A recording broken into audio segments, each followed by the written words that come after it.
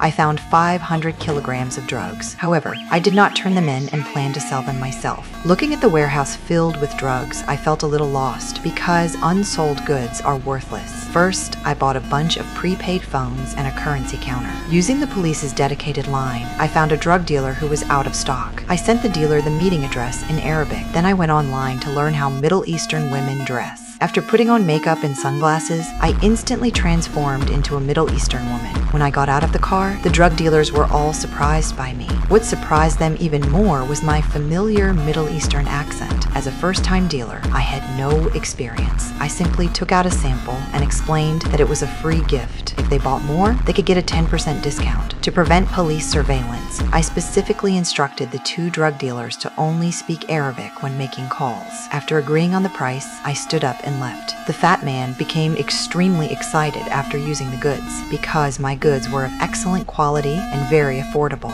Hearing that the drug dealers were extremely satisfied with the goods, I dragged a bag of drugs to the second transaction. I calmly hailed a taxi. After communicating with the driver, we headed to the transaction location. I knew the most dangerous place was the safest, so I chose the prison entrance as the transaction location. After the transaction was successful, my use of a money counting machine left the drug dealers speechless because they had never seen such a professional drug lord. Finally, it was the drug dealer's turn to inspect the goods, but they discovered an extra portion of drugs in the bag. When questioned, I calmly stated that the extra amount was a gift. Just then, a police car drove by. One of the drug dealers quickly zipped up the bag. Only I remained calm, greeting the police. My composed demeanor once again impressed the drug dealers. From then on, my quality of life improved dramatically as more transactions took place. The police began to notice that a new type of drug was flooding Paris. According to intelligence, they learned that all these drugs came from a Middle Eastern woman. Facing my colleagues who were seriously investigating the case, I remained very calm because they didn't know that I was the drug lord himself.